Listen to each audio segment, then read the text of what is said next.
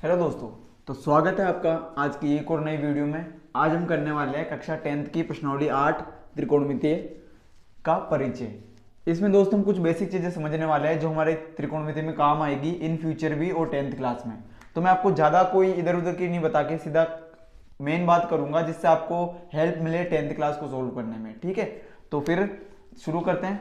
सबसे पहले त्रिकोणमिति की अगर बात करें तो त्रिकोणमिति ओनली ऑन किस पे लागू होती है? समकोण त्रिभुज पे। ये चीज ध्यान रखना आप कि अगर कोई समकोण त्रिभुज नहीं होगा तो वहां त्रिकोणमिति को हम लागू भी नहीं कर सकते। और त्रिकोणमिति का सीधा सा अर्थ क्या है? तीन कोणों का माप या फिर तीन भुजाओं का माप। यहां अगर समकोण त्रिभुज की बात करते हैं तो समकोण त्रिभुज की परिभाषा हम जानते हैं जिसके अंदर एक कोण समकोण होना चाहिए, बाकी कोण चेंज हो सकते हैं। ठीक है, तो एक समकोण त्रिभुज है, इसको हम नाम दे देते हैं ए बी सी। ठीक है, तो कोई भी समकोण त्रिभुज दिया हुआ रहेगा जिसके तीन कोण हो सकते हैं ए बी सी। इसके अंदर तीन भुजाएं होती है दोस्तों।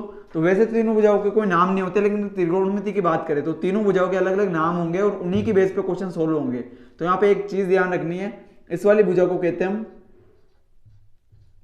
कर्ण। और कोई एक कोण जो निश्चित किया होगा या तो कोण है या कोण सी, तो कोण सी को मैं निश्चित कर रहा हूं तो इसके सामने कोण सी के सामने वाली भुजा कौन सी होगी? लंब। और जो एक भुजा बच गई मतलब कर्ण भी हो गया लंब भी हो गया तो शेष जो बच गया वो क्या हो जाएगा? आधार। इसका मतलब ये नहीं है दोस्तों कि ये नीचे है तो यही आधार होगा। अगर कोण ये होगा तो ये लंब हो जाएगा और ये आधार हो जाएगा। इसको सीधे से रूप में अगर बोलूं तो कर्ण कौन होगा? कर्ण कौन सी भुजा होगी? ये ध्यान रखना आपको, सबसे बड़ी भुजा। ठीक है, सबसे बड़ी भुजा, क्योंकि समकोण त्रिभुज में सबसे बड़ी भुजा कौन सी होती है? कर्ण होती है, ये ध्यान रखना। इसके बाद में लंब की अगर बात करें कि लंब कौन सी भुजा होगी तो ये हो जाएगी थीटा के सामने वाली भुजा। इसको मैं थीटा कह रहा हूं। थीटा भी क्या दोस्तों? एक तरह से कोण को रिप्रेजेंट कर रहा है, बस कि हम कोण ना लिख के इसको थीटा लिख देंगे। तो लंब क्या हो जाएगा? थीटा के सामने वाली भुजा। थीटा के सामने वाली भुजा, सामने वाली भुजा। और आधार बच गया लास्ट, तो आधार क्या हो जाएगा? इसको हम लिख देंगे शेष भुजा। मतलब जो इन दोनों के अलावा जो भुजा बची वो क्या हो जाएगी? आधार, वो हो जाएगी शेष भुजा।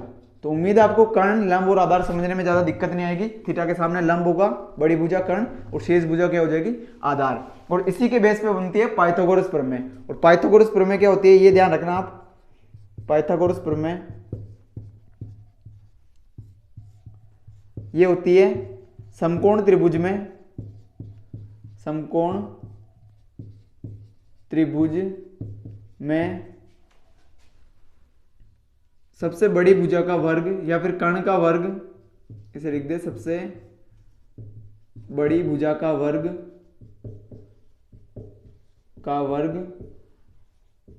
शेष दो भुजाओं के, शेष दो भुजाओं के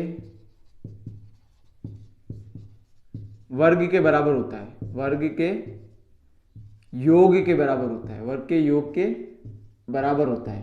ठीक है, कहने का मतलब क्या हुआ कि कोई समकोण त्रिभुज होगा तो उसमें बड़ी भुजा कौन सी होगी? कर्ण।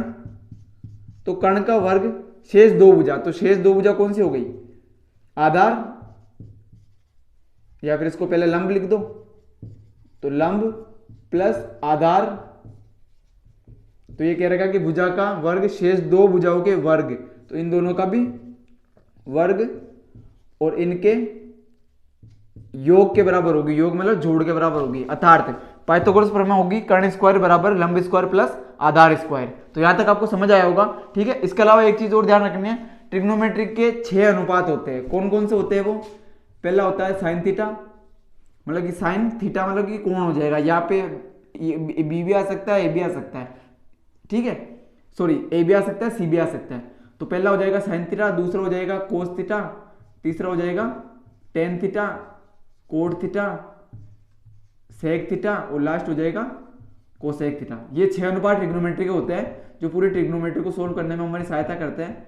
इनको याद रखने की एक ट्रिक भी है, उन्हें तो आप सीधा याद रखना। ट्रिक तो ये है लाल बटा कक्का। इसका मतलब है एल यहां पे क्या है? एल यहां पे है लंब और ए यहां पे है आधार और के यहां पे क्या है? कर्ण। तो इसका मतलब हो गया, अगर ये फर्स्ट से शुरू करेंगे तो साइन थीटा, तो साइन थीटा क्या हो जाएगा, एल बटा के या फिर लंब बटा कर्ण।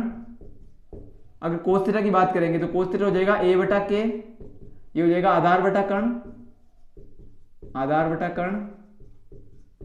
टेन थीटा क्या हो जाएगा, लंब बटा आधार, तो एल बटा ए लंब बटा आधार।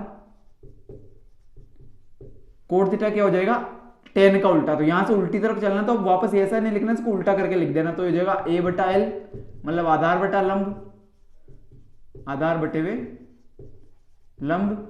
और सेक हो जाएगा कोस का उल्टा, तो ये हो जाएगा कर्ण बटा आधार, कर्ण बटा आधार।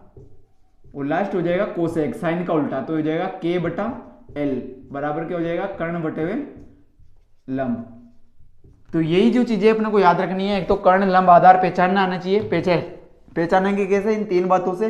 इसके बाद में पाइथागोरस प्रमेय लगेगी, जो दो चीजें अपने को इन तीनों में से कोई भी दो भुजाएं अपने को दे रखी होगी और तीसरी भुजा अपने को निकालनी होगी, जैसे हमेशा निकालना होता है। और चौथा ये बात है कि इन सबको अपने को ध्यान रखना है कि कभी आपको साइन की वैल्यू देके आपको इन पांचों की पूछ सकता है, या फिर इन पांचों में से किसी की वैल्यू पूछ के बाकी पांचों की पूछ सकता है, तो ये आपको ध्यान रखना है। साइन कोस के ये अगर याद कर लो तो सबसे बेस्ट है, नहीं कर सको तो ये ट्रिक बस दिमाग में रखना। हमेशा दोस्तों ट्रिक याद करने पे आपके काम में आएगी, बाकी ट्रिक को लिखने से कोई मतलब नहीं रहता। तो इसलिए मैं आपको यही कहूंगा कि इसको पूरे को आप याद रखो कि साइन बराबर लंब बटा कर्ण होता है, कोस बराबर आधार बटा कर्ण होता है, ऐसा करके आपको पूरा याद करना है, ठीक है। तो इसको एक एग्जाम्पल के थ्रू समझते हैं पूरे क्वेश्चन को। तो मान लेते हैं यदि BC बराबर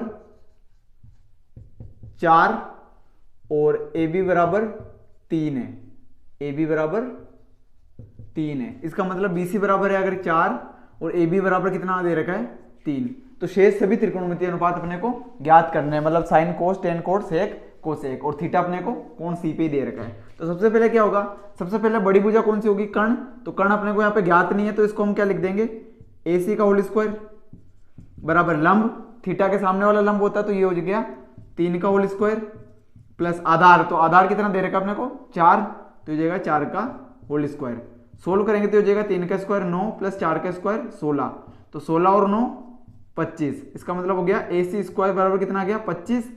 तो AC बराबर स्क्वायर हटेगा तो यहाँ क्या आ जाएगा रूट, और 25 का रूट कितना होता है 5, तो AC बराबर कितना आ गया अपने 5। तो इसी तरह से तीसरी वैल्यू ज्ञात करनी आ जाएगी।